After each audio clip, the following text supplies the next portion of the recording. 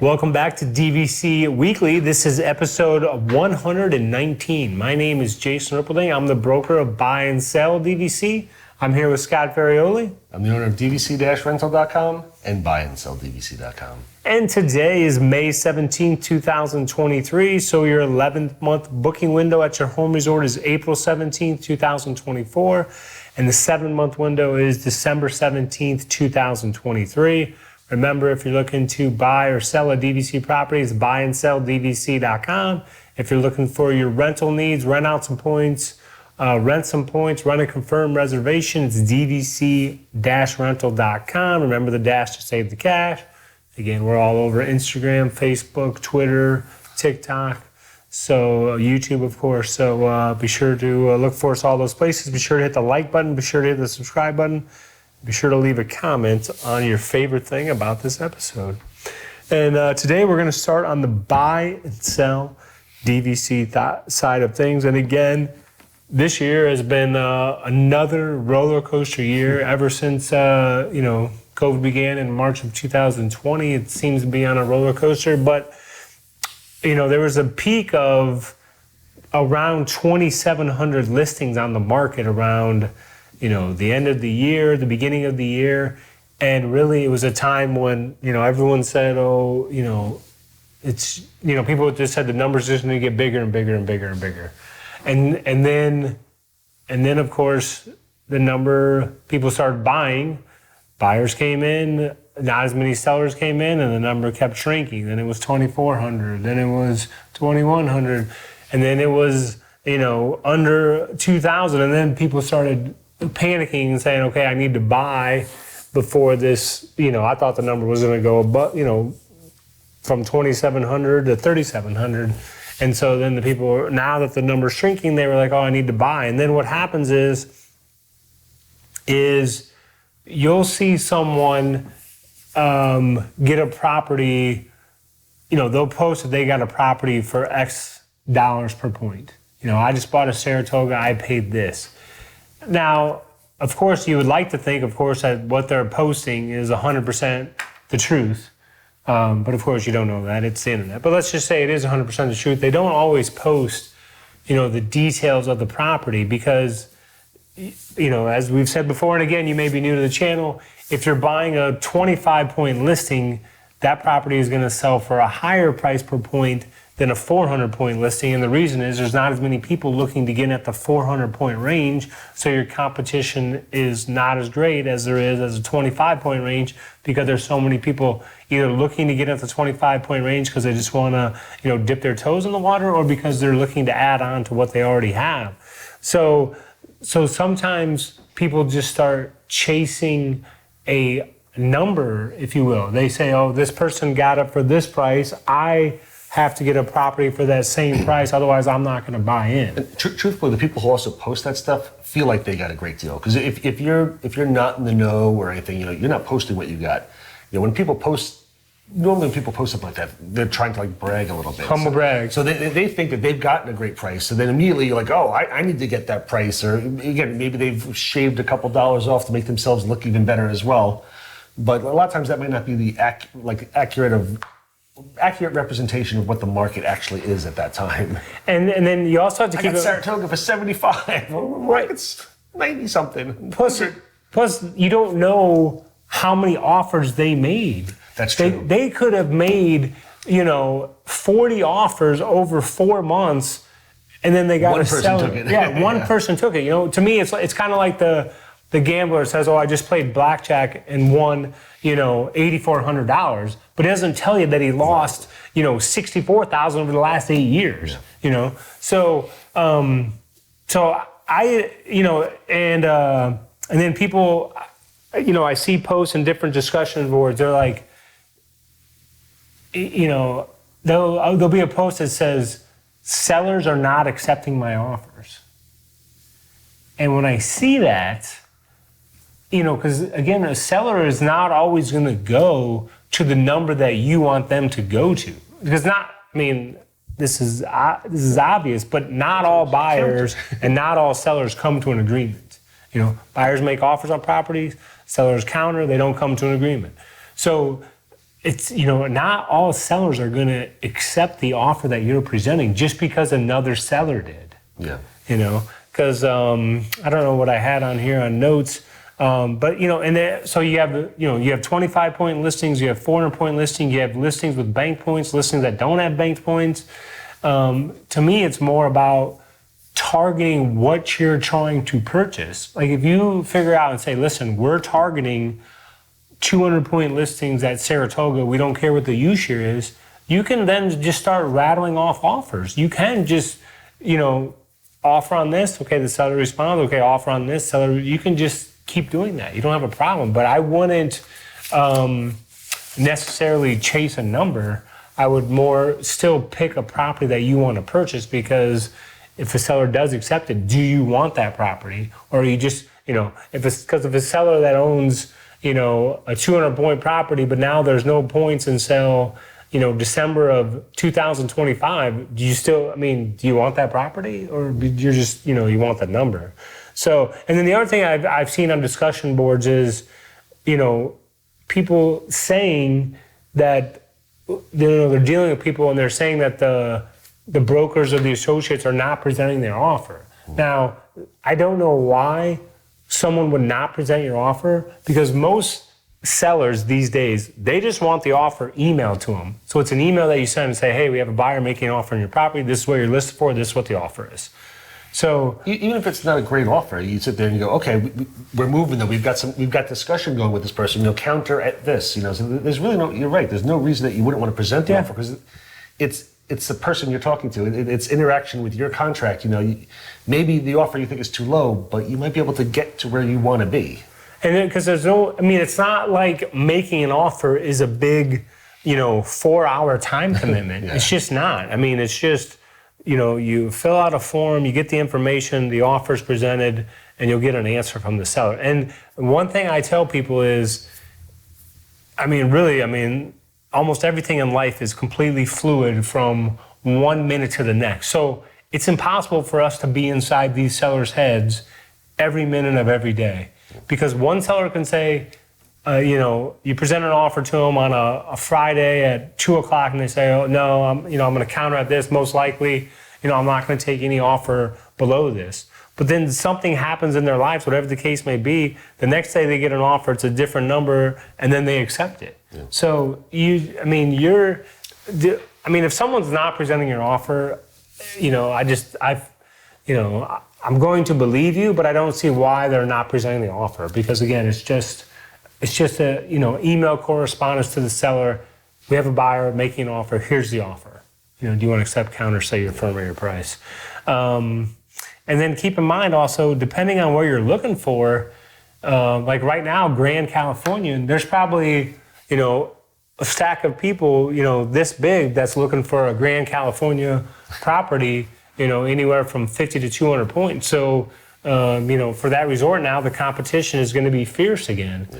Whereas if you're looking for a, like a standard 150-point property at, say, Bay Lake Tower, there might not be a big pool of people looking for that exact same property. Yeah. So, you have to keep that in mind when you're making offers as well. But in summary, I just want to say I would pick the points and the resort that you want to pick, and then just start making offers. And to me, your offer should be presented. If a company is not presenting an offer, it just, to me, it's bad business on their part. Yeah, I don't understand. Yeah. Because most Jason presents all offers, just so you know. Because again, it's not a time-consuming thing. It's just gather the information, present the offer, get an answer, and then let the buyer know. Because that way you know what's going on in the market. And now we're going to move on to the food review of the week. Come here, I'm going to eat you. Get in my belly. So for today's food of the week, I have gone off property. I'm close though. I'm in Lake Buena Vista, and this is it's a chain restaurant, but I know the people in our company love this restaurant, Kobe Steakhouse for hibachi. Now, it's the same type of service where they cook on the tables, just like you do at Tepanito at Epcot. You get your normal meat, vegetable, plus noodles, and fried rice, which is something you don't get at Teppanito. So you get extra food here. All prices are different. You know, if you're buying steak or chicken, there's a lot of different things you could choose from. But figure that Kobe Steakhouse is probably going to be about 20 to 30% cheaper than Epcot, and you get more food. The service is always fantastic. We love the food here. One of the other benefits is that reservations can be made the same day on Open Table. So it's not like you're competing against Disney, where Teppanito typically sells out 45, 60 days in advance. So I want to mention it just because it's very, very similar to what they've got at Disney. It's right off Disney property. It's less expensive. You get more food, and it's absolutely fantastic. I love Kobe Steakhouse. Now, I know I talked about bringing you there once before. You've eaten at Kobe, right? Yeah. I mean, I will tell you this. I know Ty loves Kobe. We love Kobe. Yeah. I mean, I just want to mention, I think you're the only. Like it, it's okay. No, you're the only person I know that pronounces it the fancy way. You know. It's not Kobe Bryant. Well, because you know that's he's named. Mistake. I mean, again, the late great Kobe Bryant. You know he's named after this restaurant, Yes. right? Yeah. Okay. Because his family was in Philadelphia eating, and then okay. So I just like the fact that you give it the fancy name because you're the only one. I'm fancy. Does Ty give it the fancy name too? Do you know or no? I don't know. I'll say Kobe. He says Kobe. See, you're the fancy guy. Kobe. Wait, Kobe? Is that what you said? Yeah. I mean, yeah. That's a because it's right over. Wait, is it right over by the ale house or no? No. It's down the street from the ale house. Okay. Yeah. So if you're taking, there's also one on 192. There's a bunch of them around. There's another one I think, one on International Drive as well. Long wait to get in or no? No. I think I've seen people just walk in, but normally. But I mean, like when you went there, did you wait? Is this a meal or are you just mentioning it? No. Is it a meal or am I mentioning it? Wait, did you? I'm trying to decide. Did you just go there? I just ate there again for the 10th time. And there was no line? No, you get reservations. Oh, okay, You get gotcha. reservations. And what happens is, they have tables that seat like up to 10. So normally they've got you paired up with we're a family of 4, so they've got us paired up with somebody else. A lot of times if you get there first, you may have to sit there until the Johnson family shows up with their 5 with or your 6. pairing. And then you all get seated together. So normally, you may have to wait 5 or 10 minutes just if you're waiting on the other family. Gotcha. But yeah, I mean, we absolutely love it there. The food's always really, really solid. It's fun. The chefs do all the fun things, make the little volcano, and it's always a blessing. And the food is always really, really solid. Yeah, so yeah, very, absolutely. very happy with there. Definitely. That's definitely. I'm surprised. Is this the first time it's ever been mentioned in this episode? Yeah, I mean, in our 119 episodes. It is. I haven't done Kobe before. Just a lot of times I try to focus on the Disney treats or Disney restaurant or stuff, but every now and then I like to pepper in a little something like a Miller's Ale House we've done before. That's off property. That if you've got a car or if you're local.